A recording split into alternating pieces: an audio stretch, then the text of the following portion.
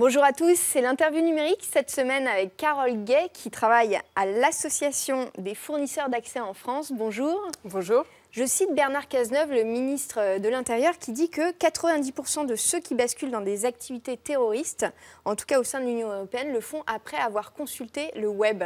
Gros coup de pression, non ? Alors, je pense qu'il faut vraiment manier les chiffres avec précaution. Je sais que ce chiffre de 90% ressort d'un rapport qui est basé sur 160 familles qui auraient constaté que des proches avaient pu dériver dans le djihadisme.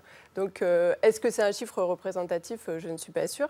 Alors, on ne peut pas nier, évidemment, qu'il y a une propagande terroriste sur Internet, mais je pense qu'il faut utiliser justement cette force des réseaux sociaux, par exemple, pour prôner des contre-discours, aller à l'encontre justement des vidéos djihadistes diffusées, et véritablement lutter contre par d'autres vidéos de contre-discours. Mais qu'est-ce que vous pouvez faire concrètement pour justement éviter la radicalisation, l'endoctrinement via les plateformes communautaires, via les réseaux sociaux ? Alors nous, ce qu'on fait sur les plateformes, et d'ailleurs c'est la loi française qui nous le demande et on le respecte, nos membres, et donc nous à travers aussi un service de signalement qui s'appelle pointdecontact.net, nous faisons retirer les contenus illicites qui sont stockés sur des serveurs. Mais la loi française explique bien qu'il n'y a aucune obligation générale de surveillance des acteurs de l'Internet en France et qu'il faut donc porter à leur connaissance ces contenus illicites, dont les contenus terroristes. C'est un peu étrange parfois, en tout cas pour le grand public, puisque vous avez cette plateforme de signalement qui s'appelle Point de Contact et dans le même temps, gérée par le ministère de l'Intérieur, vous avez une autre plateforme de signalement qui s'appelle Pharos. Donc laquelle est la meilleure finalement si on est choqué par un contenu ? Alors, je ne suis pas sûre qu'il y ait une concurrence entre Pharos et nous. En fait, en réalité, nous coopérons au quotidien avec Pharos pour justement signaler les contenus. D'ailleurs, nous avons fait une conférence de presse récemment le 10 février et on a montré toute la bonne coopération qu'il peut y avoir entre Point de Contact et Pharos. Donc ce n'est pas du tout la même utilité. Point de Contact est là d'abord et avant tout pour faire retirer les contenus à la source du web, et Pharos est là pour lancer derrière des enquêtes pour appréhender les auteurs, parce qu'on oublie souvent que même si on retire un contenu, il faut bien sûr appréhender les auteurs aussi. Comment vous expliquez que parfois il se passe 2 voire 3 jours entre le moment où une vidéo je sais pas, djihadiste ou de décapitation est signalée et le moment où elle est retirée des plateformes ?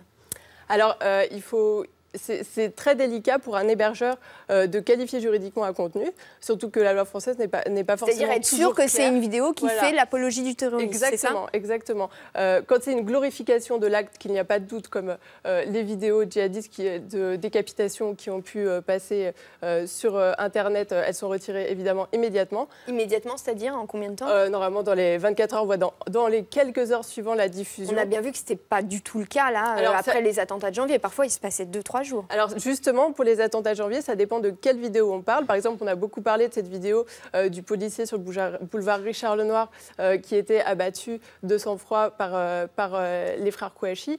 Cette vidéo-là est compliquée à analyser parce que ça peut être la vidéo évidemment diffusée, non floutée, donc celle-ci bien sûr elle sera retirée, mais ça peut être aussi, dans le cadre du droit à l'information des internautes, une vidéo qui dénonce cet acte en diffusant juste des extraits. Qui décide est-ce que c'est une vidéo effectivement qu'on va retirer ou non? La qualification juridique, comme vous dites, vous avez des juristes qui sont qualifiés pour s'occuper de ça?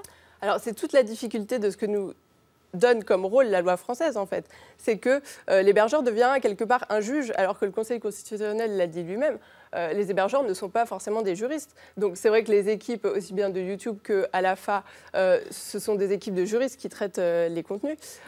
Donc qui décide à un moment donné de le supprimer Ce sont les hébergeurs qui décident eux-mêmes et finalement on leur donne peut-être le rôle du juge, ce qui est très très compliqué puisque finalement seul le juge est compétent pour juger si on peut porter atteinte à la liberté d'expression ou non. Vous avez fait un bilan des signalements opérés sur donc, la plateforme Point de Contact en 2014. Il ressort qu'il y a eu beaucoup de signalements sur des contenus pédopornographiques.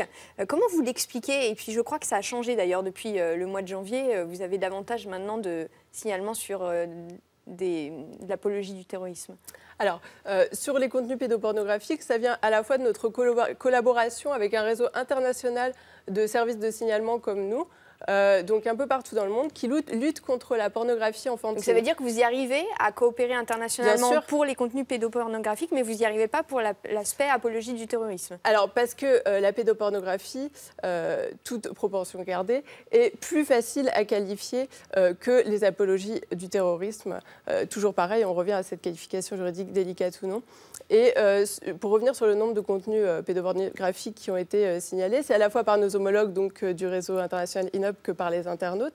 Et on a fait retirer, grâce à notre coopération avec tous nos partenaires, plus de 1000 contenus pédopornographiques en 2014, ce qui est un chiffre assez intéressant. Merci beaucoup, Carole Gay, et je vous remercie d'être venue. Et quant à vous, je vous retrouve la semaine prochaine pour une nouvelle interview numérique. D'ici là, bonne semaine.